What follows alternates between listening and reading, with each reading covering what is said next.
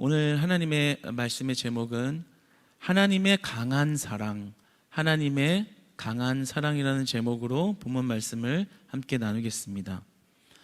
오늘 본문에 보면 15절과 16절에 이 경노라는 말이 나옵니다. 경노하셨다, 경노하게 하신, 이 히브리서 3장에 나오는 이 경노라는 말, 파라피크라스모스라는 이 헬라어는 신약 성경 전체를 통틀어서 이 히브리서 3장에만 유일하게 나오는 단어입니다.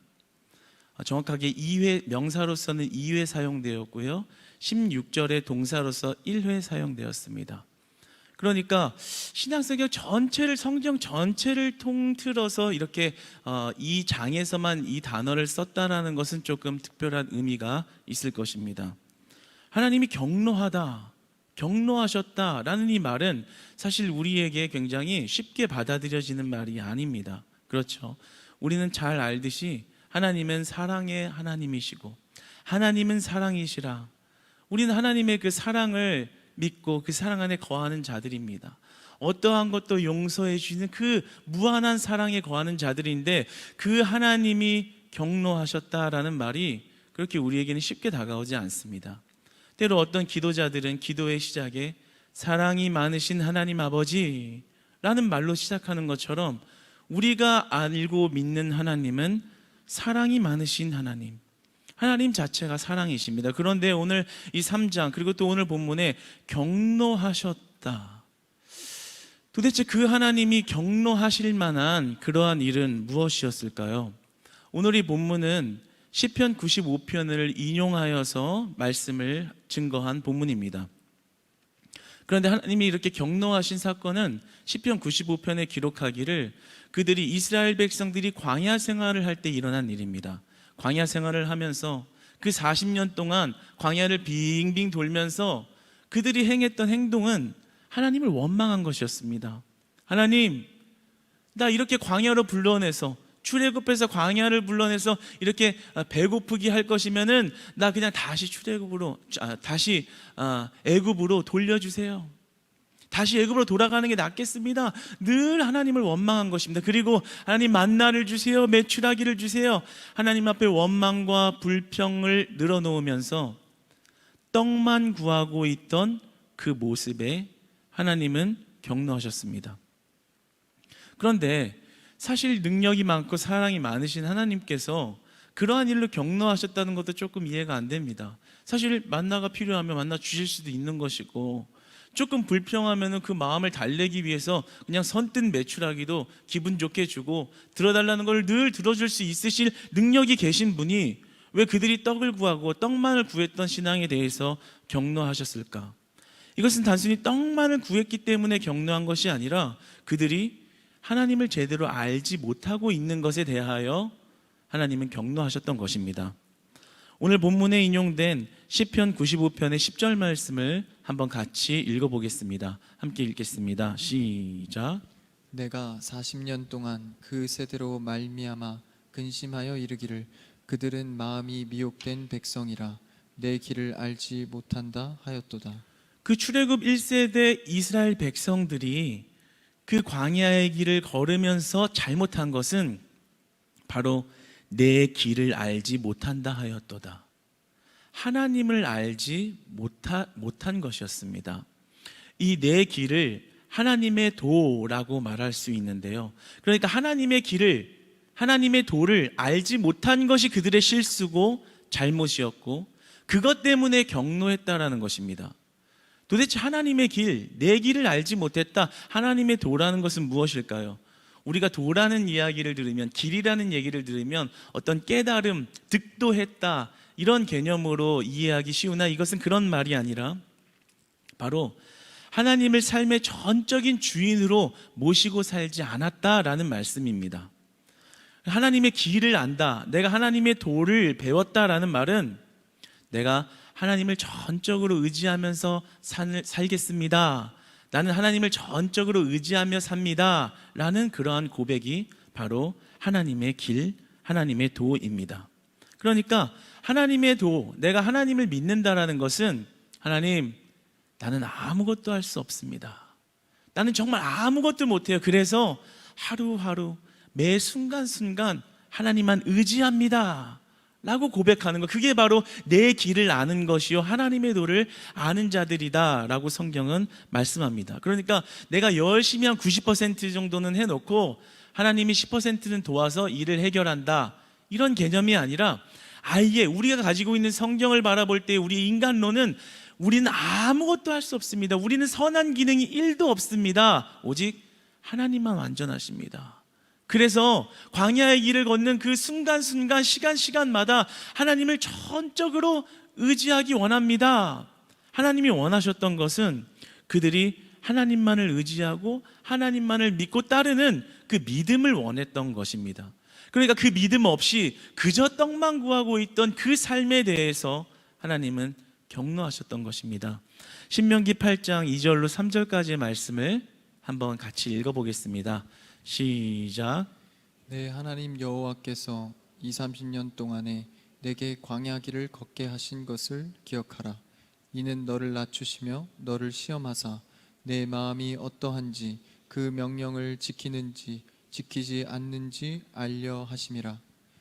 너를 낮추시며 너를 줄이게 하시며 또 너도 알지 못하며 내 조상들도 알지 못하던 만나를 내게 먹이신 것은 사람이 떡으로만 사는 것이 아니요 여호와의 입에서 나오는 모든 말씀으로 사는 줄을 내가 알게 하려 하심이니라. 아멘. 40년 광야 동안의 그들의 무지함과 그들의 믿음 없음을 이야기하면서 뭐라 말씀하십니까? 사람이 떡으로만 사는 것이 아니요 여호와의 입에서 나오는 모든 말씀으로 사는 줄을 내게 알게 하려 함이라. 할렐루야. 우리 옆에 분들과 이렇게 한번 인사해 봅시다. 하나님의 말씀으로 살아갑시다. 하나님의 말씀으로 살아갑시다. 하나님이 격노하셨던 이유, 그들이 떡만 찾던 그 신앙, 믿음 없이 내 필요만 채워줬으면 하는 마음으로 하나님을 대했던 그 믿음 없음에 하나님은 격노하셨습니다. 그래서 그들의 잘못과 그들의 죄를 향해서 뭐라 말씀하십니까? 사람이 떡으로 사는 것이 아니라 여호와의 입에서 나오는 모든 말씀으로 사는 것이라. 우리의 인간의 존재성은요, 절대로 떡으로 만족할 수 없습니다. 우리는 떡이 있으면, 떡을 먹으면 내가 배가 부르면 만족할 것이라고 생각합니다. 그러나 또 배가 고픕니다. 그리고 또 다른 떡을 찾습니다. 우리의 의식주가 다 해결이 되면 내가 평안을 얻고 기쁨이 영원할 것 같지만 그것을 다 이루고 나면 또 다른 것을 갖고 싶습니다. 왜냐하면 인간의 존재성, 나라는 존재의 완전한 만족함을 충족시켜주는 것이 떡이 아니기 때문입니다. 그래서 단순히 떡으로 사는 것이 아니라 하나님의 말씀으로 산다라는 이 말씀은요, 어떤 욕심을 버리고 세속적인 것을 뒤로하고 이렇게 거룩하게 살아라 라는 그런 의미보다는 우리의 인간의 존재성 자체가 떡으로 완전할 수가, 만족함을 느낄 수가 없다라는 겁니다. 그러니까 무엇으로 만족이 된다는 얘기예요? 오직 하나님의 말씀으로만 우리의 만족함을 느끼고 내가 사는 이유를 느낄 수 있고, 그것으로의 충족감은 영원하고도 풍성하고도 메마르지 않는 생수의 강과 같다라는 것입니다. 그러니까 우리에게 떡으로만 사는 것이 아니라 하나님의 말씀으로 살아라 라는 말씀은 우리가 믿음을 가지고서 살아라, 단순히 눈에 보이는 그 잠깐 그리고 사라질 것들에 현혹되어서 믿음 없이 살지 말고, 떡을 구하는 것 자체가 잘못된 것이 아니라 하나님을 구하는 믿음이 먼저 되어야 한다.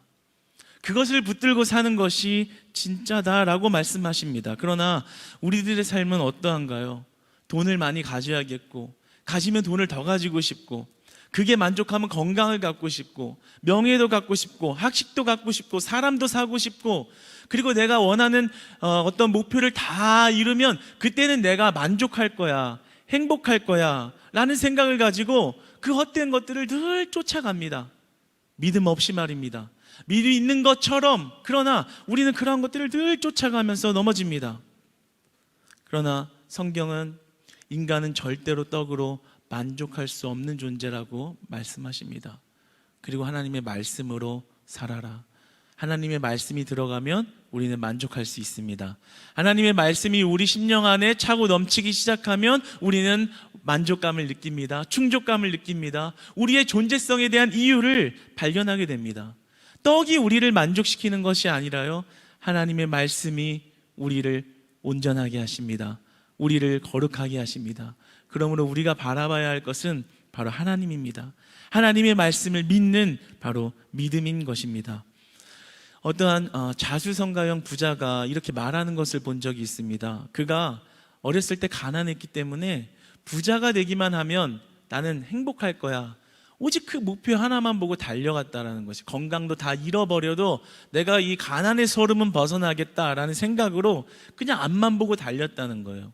그래서 이렇게 세월이 좀 지나고 나서 그 목표를 잃었다는 거예요. 그래서 통장에 원래부터 원했던 그 액수가 딱 찍혔는데 그럼 이제 행복 시작이 돼야 되는데 그 통장에 돈을 보고 나서 허무해졌다라는 거예요.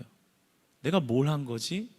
그리고 시간이 조금 지나니까 심각한 우울증에 시달렸다고 합니다. 그리고 그 우울증에서 벗어나려고 어떤 가치 있는 일을 찾아서 헤매고 있다라는 그런 말을 들은 적이 있습니다. 여러분, 무엇이겠습니까? 사람은요, 절대 떡으로 만족이 되는 존재가 아니라는 것입니다. 사람은 오직 하나님의 생명과 말씀으로만 완전하게 됩니다. 이전에 어떠한 사람이 저에게 이렇게 얘기를 하더라고요.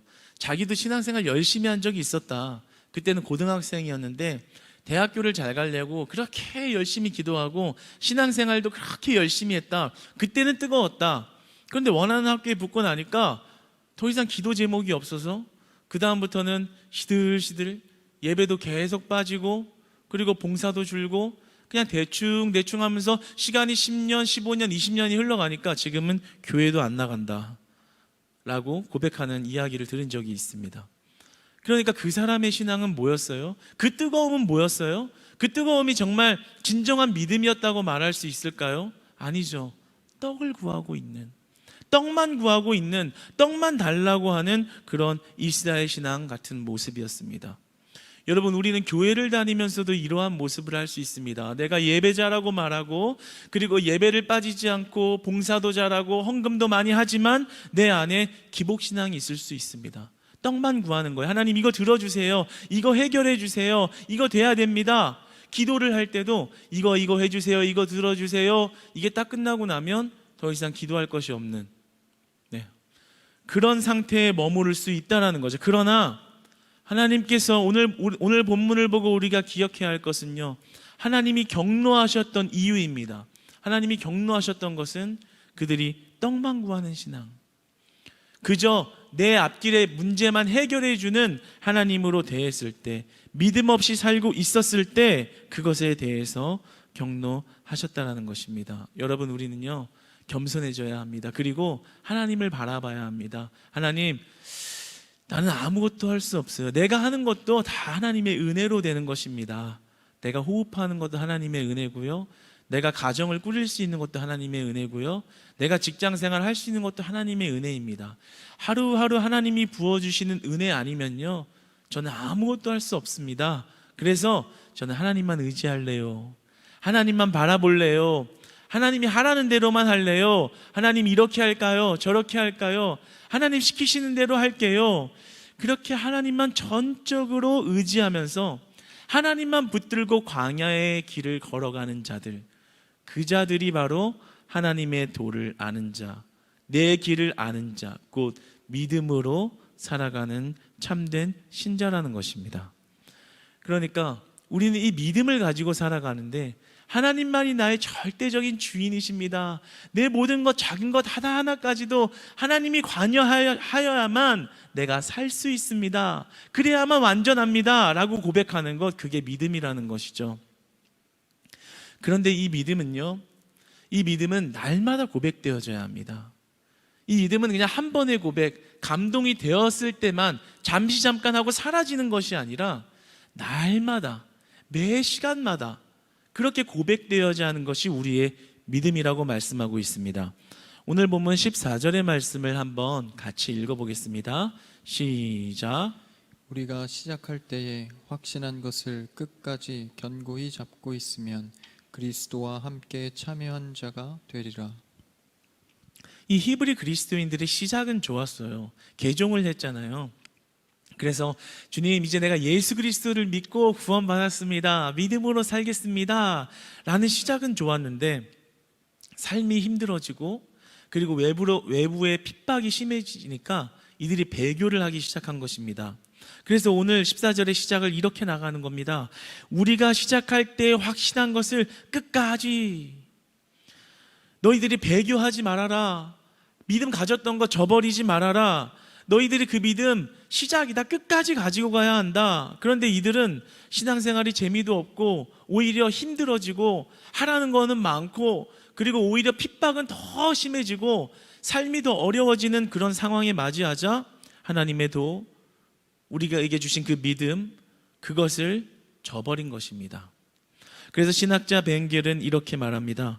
신자는 자기가 완전해지지 못했으니만큼 스스로 생각하기를 나는 시작하는 자라, 나는 시작하는 자라 하고 항상 첫 열심을 내야 한다.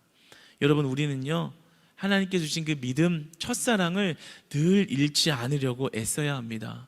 우리에게 주신 첫사랑이 무엇입니까? 의식주를 해결해 주신 은혜입니까? 아니잖아요. 우리에게 주신 첫사랑 무엇입니까? 나 같은 죄인 살리신, 구원하신 하나님의 은혜 아니겠습니까?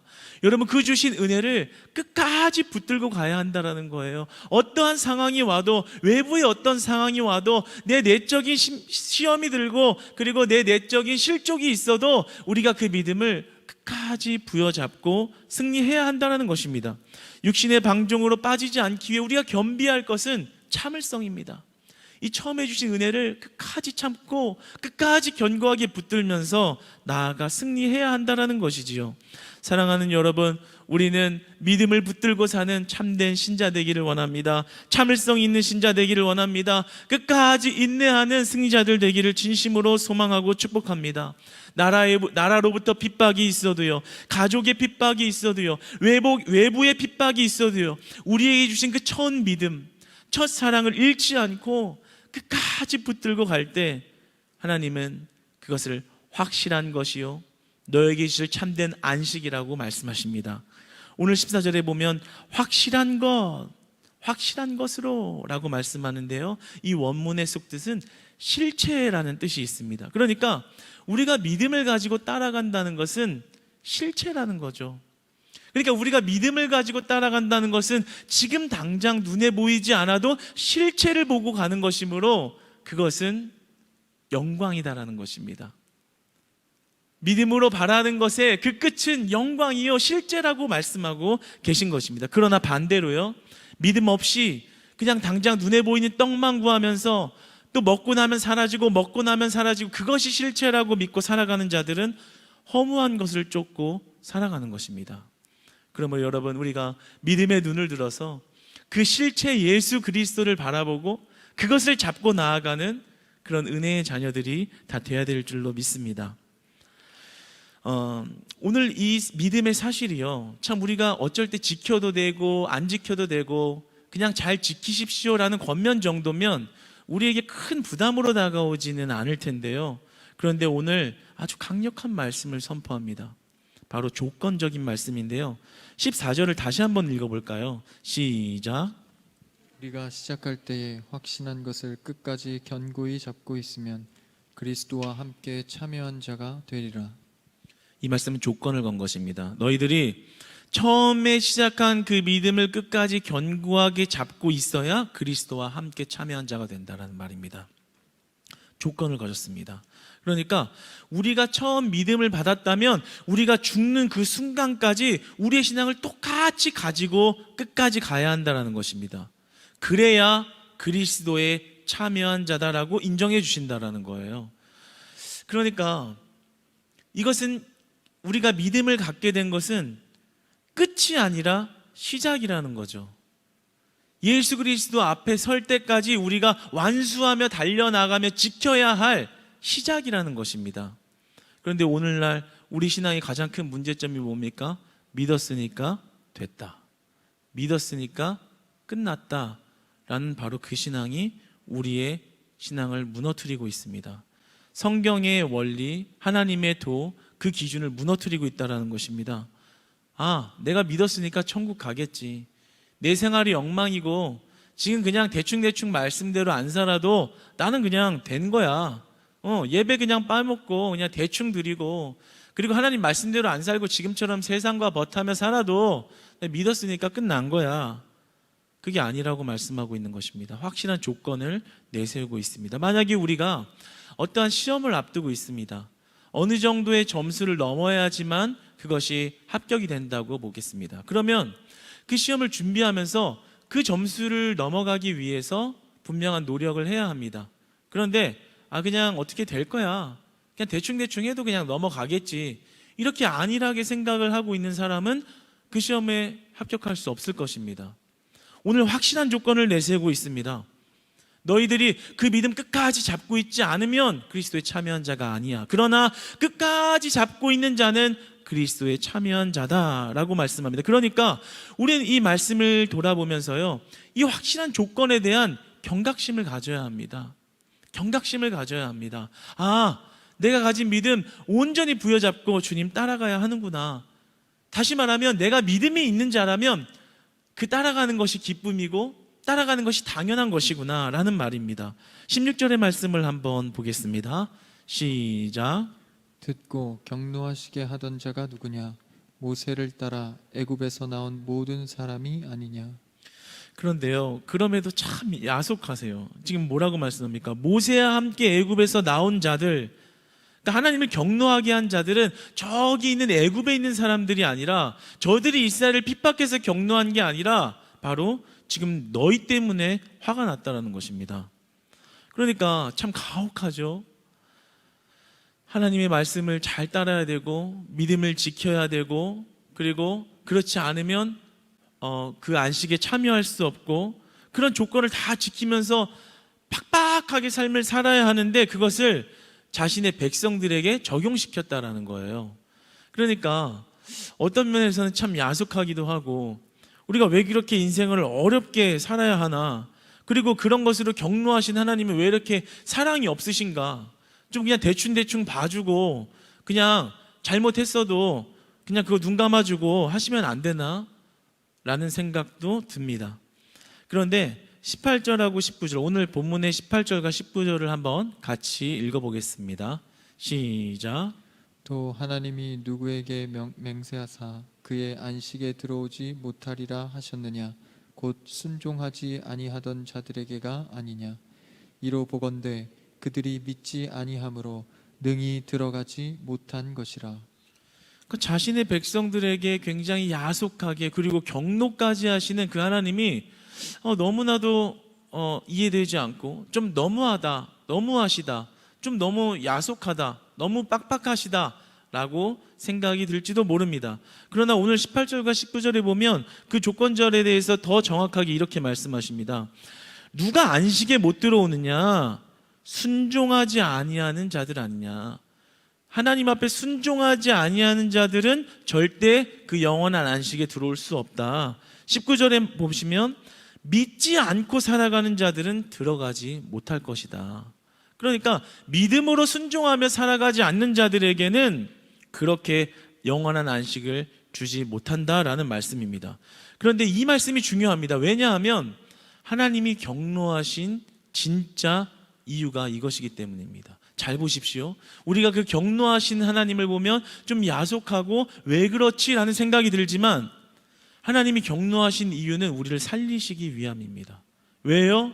내가 그냥 하나님 없이 믿음 없이 그냥 그게 좋다고 옛날에 애굽에서 믿음 없이 살아가던 뒹굴던 그 구정물 같은 시절이 좋다고 말하는 믿음 없는 삶을 살아가면 결국에 나는 안식에 참여하지 못하고 결국에는 영원한 형벌에 있는 죽음의 지옥으로 떨어지게 될 텐데, 그 꼴을 못 보겠다. 적어도 내 자녀는 내가 책임진다라는 그 말씀이십니다. 그러니까 하나님의 경노는 야속하심, 그리고 되게 우리에게 화를 내시는 분노의 하나님이 아니라 절대적으로 우리를 끝까지 책임지시겠다고 하는 강한 사랑을 드러내시고 있다는 겁니다. 하나님이 경노하신 이유는 그저 너 떡 떡 달라고 하는 그 참 괘씸하다. 맨날 줘도 또 달라고 하니 그런 분노에 못 이기는 경노가 아니라 믿음 없이 살아가는 그 결과를 아시기 때문에 그 길로부터 돌이키기 위하여 경노해서라도 화를 내서라도 그들을 온전히 가나안 땅에 들어가게 하기 위한 하나님의 강한 사랑이라는 것입니다. 이것은 부모가 자녀를 대하는 사랑과 같습니다. 부모가 자녀에게 격노할 때가 있습니다. 노할 때가 있어요. 늘 부드러운 부모가 좋은 부모가 아닙니다. 왜냐하면 자녀들은 실수를 합니다. 아직 잘 모르기 때문에, 미성숙하기 때문에 잘못된 길에 걸어갈 수도 있는 거예요. 그러면 그 부모는 그 자녀를 볼 때 격노할 수 있는 것입니다. 격노해서라도 그가 올바른 길에 들어갈 수 있다면 그 격노는 합당하고 필요한 것입니다. 반드시 부모라면 그렇게 해야 합니다. 그게 바로 부모의 사랑이고 부모의 심정인 것입니다. 저도 아이를 키우다 보니까 부드러운 사랑만 주고 싶은데 어쩔 때는 그렇게 못할 때가 있어요. 왜냐하면 아이가 바르지 못한 길을 아직 어린애가 5살밖에 안 됐는데 바르지 못한 길 이러니까 조금 그런데요. 그러니까 조금 더 이제 직접적으로 얘기해서 밥을 좀 잘 먹어야 애가 건강한데 자꾸만 사탕 먹고 자꾸만 젤리 먹으려고 그래서 그러면 먹고 나서 밥을 안 먹고 점점 말라가거든요. 그 모습을 보면서 아유 그래 단 거 맛있지? 계속 먹어. 더 줄까? 더 줄까? 그게 과연 사랑일까요? 격노를 해서라도 그 아이를 그것을 못 먹게 하고 영양분이 제대로 된 밥을 먹어서 이렇게 통통하고 키도 잘 자라게 하는 것이 합당한 것일 것입니다. 그렇다고 해서 그 자녀에게 격노했다고 해서 그것이 단순히 분을 못 이겨서 분이 너무나도 가득 차서가 아니라 그를 사랑하고 있는 그 부모의 마음이라는 것입니다. 어린 시절에 우리가 부모님들에게 겪는 그러한 어떤 혼냄을 당하는 것과 혼나는 것과 그리고 우리가 이해할 수 없는 잔소리들이 그 당시에는 너무나도 원통하고 내가 자녀가 맞나? 나 다리 밑에서 줄 선 건가? 이런 생각이 들지라도 세월이 지나서 내가 부모가 되고 자녀를 키우다 보면 깨닫게 됩니다. 그 부모님의 사랑이었구나. 그 내가 미워서 그런 게 아니라 나를 너무 사랑해서 그랬구나. 다른 자식은 그렇게 하든 말든 신경 쓰지도 않는데 굳이 나한테는 그렇게 가혹하게 했던 것은 그냥 우리 엄마 아빠가 그냥 가혹한 사람이어서가 아니라 야속한 사람이어서가 아니라 나를 너무나도 사랑했기 때문이구나. 우리는 세월이 지나면서 그 부모님의 사랑을 깨닫게 됩니다. 그러면 그 격노했던 그 화가 원망스러운 것이 아니라 그 격노가 그리워지는 것입니다. 지금 나는 그렇게 혼내주는 사람이 없는데 그 혼남을 당하고 싶다. 그 엄마가 나를 다시 혼내주고 그 아빠가 나를 다시 혼내줘서 내가 더 바른 길로 갈 수 있도록 잔소리해줬으면 좋겠는데 그 사랑이 그립게 되는 것이죠. 하나님은 당연히 자신의 화를 주체 못하셔서 분이 넘쳐서 격노하시는 그런 분이 아니십니다. 이 격노는 반드시 의도와 목적이 있는 격노이십니다. 우리를 반드시 안식에 들어가게 하겠노라. 아주 강한, 아주 의지적인 우리를 향한 진실한 사랑입니다. 여러분, 우리가 믿음을 끝까지 부여잡는 것은 굉장히 어려운 일입니다. 우리가 이 땅에서 보이지 않으나 실체라고 말하는 것을 믿으며 순종하며 사는 것은 결탄코 쉬운 일이 아닙니다. 때로는 재미없을 수도 있습니다. 때로는 지겨운 일처럼 느껴질 수도 있습니다. 계속해서 드리는 희생과 그리고 섬김이 때로 우리를 넉다운시키게 될 수도 있습니다. 그리고 답답함을 느끼고 무거운 짐이라고 여겨지며 실족하고 시험에 들 때도 있습니다. 혹시나 지금 예배를 드리시는 분들 중에는 예배드리고 봉사하고 사랑으로 교제하고 순종하고 전도하는 일들이 지금 재미없고 그리고 무거운 짐으로 느껴지는 분이 계실지도 모르겠습니다. 그러나 하나님이 격노하시고 우리에게 요구하시는 순종은 의무대로 행하라라는 강압과 압박이 아니라 우리를 향한 강한 사랑이라는 사실을 깨달으시기를 바랍니다. 그러므로 우리가 만나야 하는 것은 하나님의 강한 사랑입니다. 우리를 감동시키는, 끝까지 우리를 책임지시겠다고 하는, 격노해서라도 내가 너를 붙잡고 약속한 그 안식으로 예수 그리스도와 참여한 자로 내가 끌어갈 거야. 끝까지 우리를 포기하지 않으시는 그 강한 사랑에 감동해야 합니다. 그 사랑, 그 강한 사랑을 만나시는 여러분 되시길 축복합니다. 예배 현장 속에서 여러분이 삶에서 실패와 시험에 들어 주저앉아 있을 때도 하나님은 끝까지 여러분들을 붙들고 계십니다. 그리고 여러분들을 인도하십니다. 광야 같은 길에서도 여러분들을 인도하셔서 그 가나안이라는 땅을 주시겠다고 약속하십니다. 사랑하는 크리스천 교회 성도님 여러분, 우리가 하나님께서 우리를 자녀 삼아 주시고 그리고 우리를 사랑하신다는 것은 즉흥적이고 변하시는 사랑이 아닙니다. 우리가 못나고 우리가 넘어져도 끝까지 일관되게 우리를 사랑하시겠다고 하시는 아주 강한 사랑이십니다. 때로는 경로하셔서라도 우리를 책임지시는 그러한 사랑입니다.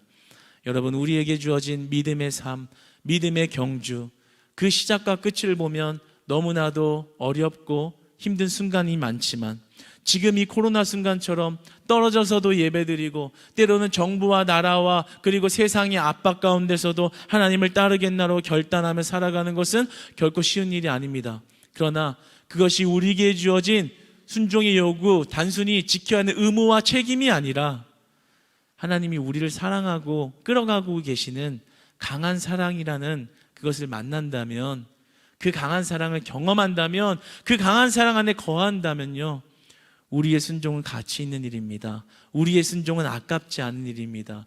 여러분들에게 불평과 원망이 감사와 기쁨의 제목으로 변할 수밖에 없는 온전하고도 완전하신 사랑입니다. 그러니까 우리가 말씀을 대하고 예배를 드리는 그 모든 순간순간마다 그 하나님의 강한 사랑을 만나시고 그 회복으로 인해서, 다시 일으키시는 회복으로 인해서 우리의 믿음에 달려가야 할 그 경주의 끝까지 견고히 끝까지 붙잡고 가는 자는 그리스도에 참여한 자라. 우리가 결국에는 믿음으로 승리하여서 그리스도의 영화로운 그 천국에 함께하는 승리자들 다 되시기를 주님 안에서 진심으로 축복합니다. 기도하겠습니다.